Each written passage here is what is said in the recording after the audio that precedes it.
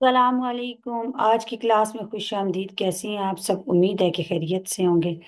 سب سے پہلے درود شریف پڑھ لیتے ہیں، دعائیں پڑھ لیتے ہیں، پھر سٹارٹ کرتے ہیں آج کا لیسن۔ اللہم صلی علی سیدنا و مولانا محمد وعلی آلہ واصحابہ وبارک وسلم۔ رب يسر ولا تعسر وتمم بالخير وبك نستعين يا فتاح رب اشرح لي صدري ويسر لي أمري واحلل عقدة من لساني يفقه قولي رب زدني علما آمین۔ سب سے پہلے تمام دیکھنے والے سے یہ ریکویسٹ ہے کہ اگر چینل پہ نئے ہیں تو چینل کو سبسکرائب کیجئے، ویڈیو کو لائک اور شیئر کیجئے، کمنٹ کر کے اپنی رائے کا اظہار ضرور کیجئے، یا آپ کی طرف سے میرے لیے حوصلہ افزائی ہے۔ سٹارٹ کرتے ہیں آج کا لیسن۔ اس سے پہلے یاد میں اللہ تعالیٰ نے یہود کے جو دعوے تھے مسلمانوں سے دوستی اور خیر خواہی کے، ان کو رد کیا، اور اللہ تعالیٰ نے مسلمانوں کو متنبہ کیا کہ یہود جو یہ دعوے کر رہے ہیں تمہارے ساتھ خیر خواہی اور دوستی کی، حقیقت میں یہ کچھ بھی نہیں، بلکہ بہت سارے یہودی جو ہیں وہ ان کے دل یہ چاہتے ہیں کہ کسی طرح تم کو اسلام سے پھیر لیں اور کفر کی طرف واپس تمہیں لٹا دیں۔ اب ظاہری سی بات ہے، جب اللہ تعالیٰ نے مسلمانوں کو ان حالات پر متنبہ کیا تو اس پر مسلمانوں کو غصہ جو تھا وہ آنے کا محل تھا، تو اللہ تعالیٰ نے فرمایا معاف کرو، درگزر کرو، کہ جب تک اللہ تعالیٰ اس کے بارے میں کوئی اپنا قانون نہ بھیج دیں، کیونکہ اس وقت تک جہاد کی آیات نازل نہیں ہوئی تھی، مسلمانوں کو معاف کرنے اور درگزر کرنے کا ہی حکم دیا جا رہا تھا۔ پھر اس کے بعد جہاد کی آیات نازل ہوئی تو اللہ تعالیٰ نے فرمایا کہ یہود کے ساتھ بھی وہی قانون برتاؤ کہ جو مشرکین کے ساتھ برتایا گیا ہے، نہ ماننے والے مشرکین کے ساتھ یا نہ ماننے والے یہود کے ساتھ۔ سٹارٹ کرتے ہیں آج کا لیسن۔ اعوذ باللہ من الشیطان الرجیم، بسم اللہ الرحمن الرحیم۔ وقالت اليهود ليست النصارى على شيء وقالت النصارى ليست اليهود على شيء وهم يتلون الكتاب۔ وقالت اليہود، اور یہود تو کہتے ہیں لیست النصارى، نہیں ہے نصارہ علی شیء کسی راہ پر، وقالت النصارى، اور نصارہ کہتے ہیں لیست الیہود، نہیں ہے یہود علی شیء کسی راہ پر، وہم یتلون الکتاب، حالانکہ وہ دونوں فرقے کتاب کو پڑھتے ہیں۔ کذالک قال الذین، اسی طرح کہا ان لوگوں نے، لا یعلمون، جو نہیں جانتے یا جو جاہل ہیں، مثل قولہم، انہی کی مثل بات، فاللہ یحکم، اللہ فیصلہ کرے گا ان کے درمیان، یوم القیامت، قیامت کے دن، فیما کانوا فیہ یختلفون، جس میں وہ اختلاف کرتے ہیں۔ اب ایک دفعہ ایسا ہوا، کچھ یہودی اور کچھ جو تو نصرانی تھے یہود، وہ جمع ہو گئے اور مذہبی بحث و مباحثہ کرنے لگے۔ تو یہود جو ہے وہ اپنے عقیدے کے مواقف نصارہ کے دین کو باطل بتاتے، اور حضرت عیسیٰ علیہ السلام کی نبوت اور انجیل کے کتاب اللہ ہونے کا انکار کرتے تھے، مگر نصارہ بھی ضد اور تعصب میں آ کر دین یہود کو بے اصل اور باطل کہنے لگے، اور حضرت موسیٰ علیہ السلام کی رسالت اور تورات کے کتاب اللہ ہونے کا انکار کرنے لگے۔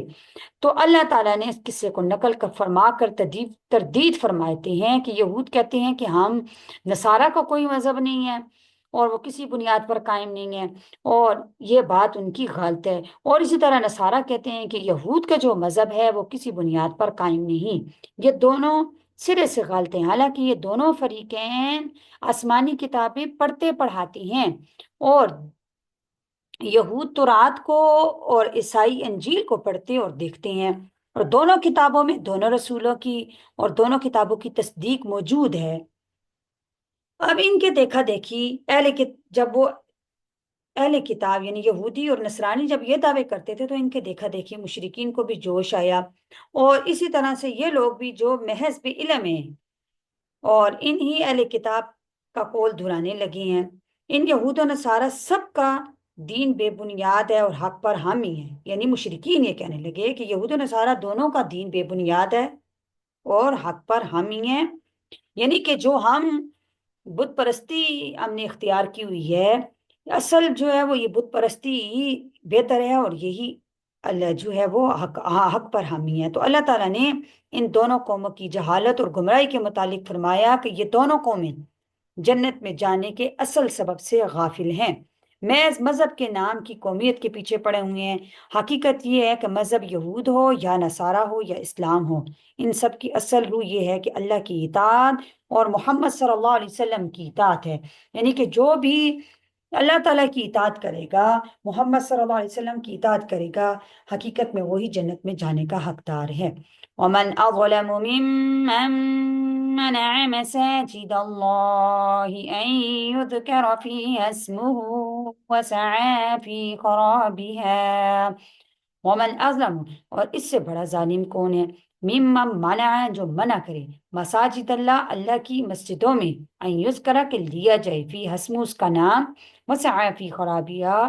اور ان کو کوشش کرے، خرابیہ ان کو اجاڑنے کی۔ اولئک ما کان لهم ان يدخلوها الا خائفین، اولئک ما کان لهم، ایسے لوگوں کے لیے لائق نہیں ہے، ان يدخلوها، کہ داخل ہوں ان مساجد میں، الا مگر خائفین، ڈرتے ہوئے، لہم فی الدنیا، ان کے لیے دنیا میں، خزی، رسوائی ہے، وَلَهُمْ فِي الْآخِرَةِ، اور آخرت میں عذاب عظیم، بڑا عذاب ہے۔ یہود تو قبلہ کا حکم بدلنے کے وقت طرح طرح کے اعتراض کر کے کم سمجھ لوگوں کے دلوں میں شبہات پیدا کرتے تھے،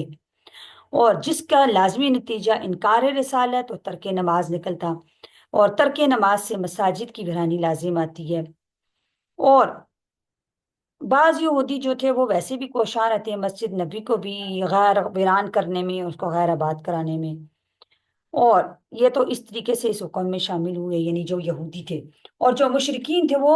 اس طرح سے شامل ہوئے کہ نبی صلی اللہ علیہ وسلم نے فتح مکہ سے پہلے